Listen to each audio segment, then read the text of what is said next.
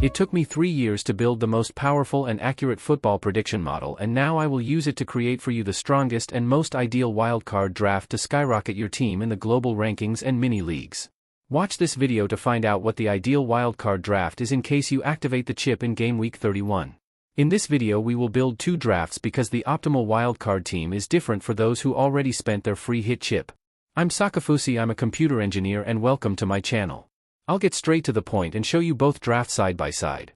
The one on the left is for those who still have the free hit available, and the one on the right is for those who have already used their free hit. We'll start by discussing the left draft. If you've already used your free hit, you can skip ahead to the next chapter where we'll talk about the second draft for those who don't have it available. So let's get started. If you have your free hit available, the goal of the wildcard in order to maximize our points is to load our team with players who will have double game weeks in the upcoming weeks. But this also means that in blank Gameweek 34 we will have a lot of missing players. For this reason we will need to use our free hit in Gameweek 34. We also must not forget that there are still games after the double game weeks. So our team should be strong for the double game weeks, but we also need to make sure we build a team that will be ideal until the end of the season, meaning until Gameweek 38. Let's take a look at the players we have selected in each position, starting with the goalkeepers, and we will explain for each player the reason we chose him using the data from our model. The starting goalkeeper we have selected for our team is Sells from Nottingham Forest. The reason we chose Sells is because, as we can see in this table, Nottingham Forest is expected to keep around 1.6 clean sheets in the upcoming game weeks, which is the second best expected performance after Arsenal. So we go with Sells instead of Raya because Sells is cheaper and the money we save from this move can be invested in more attacking positions which have a higher ceiling. The reason we chose Fabianski as our backup goalkeeper is simply because he is cheap and only costs 4 million. However, if you still have your bench boost available, then you should choose a second goalkeeper who is a regular starter in his team. This could be Ariela if you're looking for a budget option, or if you want someone slightly better then you can go for Saw from Wolves. We could also pick a goalkeeper who has a double game week in Gameweek 32 that is a keeper from either Newcastle or Crystal Palace, but it's better to take advantage of the double game weeks by giving that slot to outfield players who are more likely to bring in more points than goalkeepers. For our defense, let's go through the players we have selected one by one from left to right. The first player we chose is Livramento, and the reason is that he is cheap. He plays for Newcastle, which has a double game week in Gameweek 32, and he only costs 4.5 million, giving us more budget freedom for premium options in midfield and attack. The next defender we've selected is Munoz, who plays for Crystal Palace. He will definitely have a double game week in Gameweek 32 and very likely another in Gameweek 33, and he is by far the most attacking and threatening defender in the league right now. He only costs 4.9 million. He is the most important and essential defender for every wildcard draft at the moment. The next defender we picked is Aït-Nouri, who plays for Wolves. He is quite attacking. He always starts for a Wolves team that plays in a 3-5-2 system with Aït-Nouri out wide in an attacking fullback role. He only costs 4.8 million, and he is a player who most likely won't start many games for our team, but he's a safe option to keep until the end of the season. Next up we have Gvardiol, who is the most expensive defender in our team. The reason we picked him is because Manchester City has a very good schedule ahead. They are not in top form, but their defense isn't too bad. Gvardiol is also a relatively attacking defender, which is why he makes the team. Finally, our fifth defender is Milinkovic from Nottingham Forest. We've seen time and time again that Nottingham Forest has a very solid defense. They are not lucky, they defend well and consistently since the start of the season. We choose Milinkovic because out of all the Nottingham Forest defenders he is the most attacking, as he's a threat from set pieces. Now let's take a look at the table with the best defenders according to our model.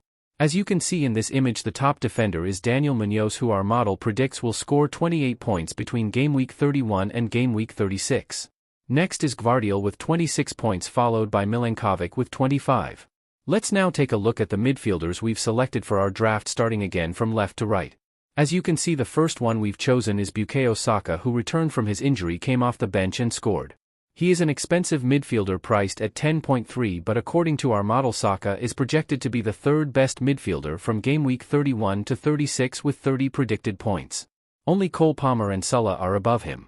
Since Saka ranks so high in our projections, we decided he's worth the 10.3 million and included him in our team. The next midfielder we selected is Sarr from Crystal Palace. According to our model, Sarr is ranked 4th, just below Saka. This may come as a surprise to many, but the reason he's so high is first because Crystal Palace has 2 consecutive double game weeks in 32 and 33, meaning he'll play 2 more matches than most other players, and second because his stats are actually very decent this season. He averages 0.36 expected goals and 0.27 expected assists per 90, which are strong numbers for a midfielder, and he is also very cheap at just 5.7 million. The next midfielder we've chosen is Murphy from Newcastle, who according to our model is projected to be the 10th best midfielder until game week 36. He has a double game week in 32 and is expected to score 25 points. His stats are also solid with 0.2 expected goals and 0.34 expected assists per 90 minutes, and best of all, the main reason we include him is that he only costs 5 million. What we've done so far is pick two cheap but strong midfielders, Sarr and Murphy, and also kept our defense low budget, which allows us to go for the next two midfielders, Palmer and Salah. Although they are the most expensive midfielders in the game, are also the best. As you can see in our model, Salah is number 1 and Cole Palmer is number 2, and we've managed to fit both of them in our team, so that's how we complete our midfield 5. Let's now take a look at the forwards we've selected for the wildcard from left to right. First up is Mateta, the Crystal Palace. The striker, who costs 7.6 million according to our model. He is projected to be the second best forward in terms of points until game week 36 with 29 predicted points. As we mentioned earlier, Crystal Palace has 2 consecutive double game weeks and Mateta has averaged 0.48 expected goals per 90 minutes. Very strong stats for a striker, and combined with the double game weeks and his decent price, we decided to include him in our team. Next is Isak, who, according to our model, is the best forward in the league for the upcoming weeks, projected to score 33 points until game week 36. He has a double in game week 32 and has averaged 0.68 expected goals per 90 minutes. This performance is actually the highest number on our list. No other forward beats his XG threat. The third and final forward we selected is Marmish from Manchester City, who is expected to be their starting striker now that Haaland is injured. Our model currently has him ranked third, almost tied with Mateta, predicting 29 points. The truth is, this pick carries a bit of risk because Marmish hasn't played many minutes as a striker this season for City, so we don't have strong data yet. But the lack of good forward options right now forces us to take a small risk here. Overall, this team is extremely strong. Some of you think that you should go differential to climb up the ranks. This team is the differential. No one has a team so strong like this. This draft is the difference you need. Most of these players won't have a match in game week 34, so if you don't have your free hit available, then you shouldn't build this team. So now let's take a look at the draft you should build if you don't have your free hit available. As you can see in the image, I've marked some players with a red rectangle. These players are all the ones who have a fixture in game week 34. There are 8 of them, which means that even with this team we won't be able to field a full 11 for game week 34. However, since game week 34 is still 3 game weeks away, we'll have collected a few free transfers by then, which we'll use in game week 34 to make some changes and make sure we can field a full 11 that week. Let's now go through the players one by one, position by position, and explain why we selected each of them instead of someone else. We start with the goalkeepers from left to right. We've selected Sells as our starting goalkeeper because, as shown in the clean sheet prediction table, Nottingham Forest is in second place. As we all know by now, since the start of the season, Forest has consistently been a very solid defensive team and rarely concedes goals. As our backup goalkeeper, we've picked Areola, and the only reason we did this is because we'll need a goalkeeper for game week 34, when Sells won't be playing. Areola is the cheapest available goalkeeper who has a fixture in game week 34. Let's now take a look at our defenders from left to right. We've selected Robinson, who plays for Fulham. Robinson is a relatively cheap defender, always starts for his team, has a decent attacking threat, some creativity, and Fulham's defense isn't that bad. The truth is that Robinson isn't the best defender we could have picked, but he is one of the few defenders who has a fixture in game week 34, so we'll need him then. In the rest of the game weeks, he'll most likely stay on our bench. The next defender we've picked is Daniel Munoz from Crystal Palace, who is by far the best defensive pick at the moment because he is the most attacking defender in the league based on his expected goals and expected assists per 90 minutes this season. Crystal Palace also has 2 consecutive double game weeks in 32 and 33, and he only costs 4.9 million. He is essential for every wildcard draft right now without any doubt. The next defender we've chosen is Aït-Nouri from Wolves. He's a similar case to Robinson. He's not an exceptional defender, but he's someone we know will start every game for his team until the end of the season. He has a fixture in game week 34, and for the rest of the game weeks, he'll probably stay on our bench. Next, we've picked Gvardiol, the most expensive defender in our team. He plays for Manchester City, a team with a decent but not great defense. We don't expect many clean sheets from him, but he is an attacking fullback who should offer some attacking returns, either goals or assists, and we hope that justifies the 6 million he costs. Our final defender to complete the back five is Cucurella. He falls into the same category as Robinson and Aït-Nouri. He's not anything special, but he has a fixture in Gameweek 34, always starts for Chelsea, has some moderate attacking threat, and his price of 5.3 million is manageable. This is the defender ranking according to our model. Gameweek 34 is not included in this projection, so you should keep that in mind when reviewing this ranking. Let's now look at the 5 midfielders we've selected, again from left to right.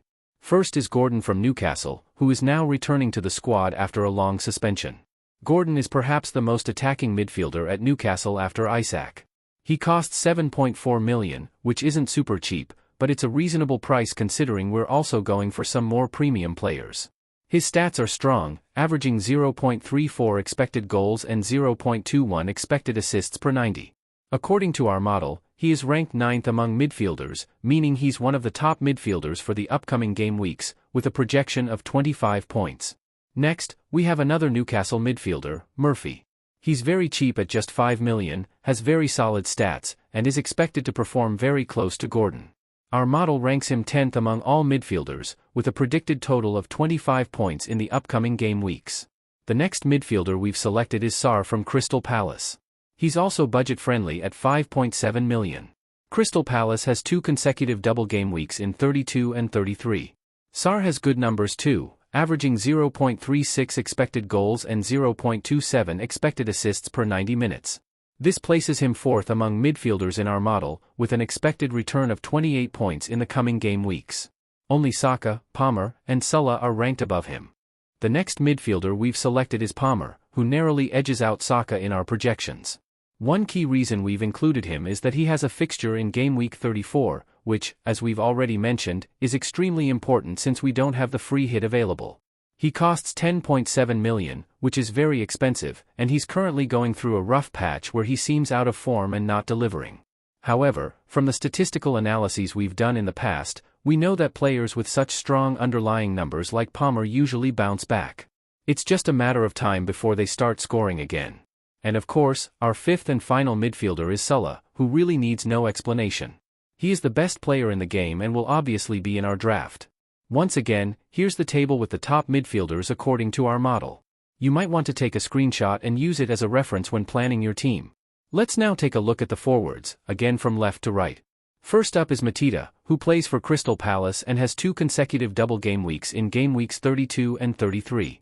Mateta is a striker with an average of 0.48 expected goals per 90 minutes. According to our model, he is projected to be the second best forward over the upcoming period, with 29 predicted points. The only striker ahead of him is Alexander Isak from Newcastle. And that's exactly why Isak is the second forward we've selected for our draft. Isak also has a fixture in Gameweek 34, which is another big advantage. Completing our forward trio is Jackson from Chelsea. As you can see in our model, Jackson is not very high in the overall projections, but all the forwards ranked above him do not have a fixture in Gameweek 34. That's why we've chosen him. We can also see that Solanke is ranked just above Jackson and does have a fixture in Gameweek 34. However, in that week, Chelsea will be playing at home against Everton, while Spurs will be playing away against Liverpool. So picking Solanke for Gameweek 34, where he faces Liverpool away, doesn't seem like a wise decision. What we need here is a striker purely to cover Gameweek 34 since we don't have a free hit available and the most suitable forward for that role is Jackson from Chelsea. I'll leave the table with the top forwards from our model open one more time, in case you want to take a screenshot and study it while planning your team. These 2 drafts I've shown you can definitely skyrocket your team no matter where you currently are in the global rankings or in your mini leagues. If you copy this team and follow my advice, I'm confident you'll see incredible results going forward. It's been proven time and time again throughout the season that the model we've built this year is truly powerful and accurate. The only issue you might face is that this team is quite expensive. For the budget we have in our own team, we are able to build this exact draft. However, there's a chance that some of you may have a lower team value and might not be able to afford this exact squad. So don't worry. Take some time to study the tables we showed with the best players for each position and decide for yourself which of these players you can sacrifice and who you'll put in their place. I'd also love to hear your thoughts on this draft in the comments. Let me know if you disagree with any of the picks, and if you've created a different draft that you believe is better, feel free to share it down below and I'll reply with my opinion. Not just my personal view but also what the model says about the players you've chosen. If you enjoyed this video, leave a like and of course don't forget to subscribe to support the channel. As you probably know, videos like this take a lot of time and effort to create, and the only thing we ask from you in return is to show your support with a subscribe. It really gives us motivation to keep going. Thank you so much, and I wish you the best of luck and lots of green arrows for your team.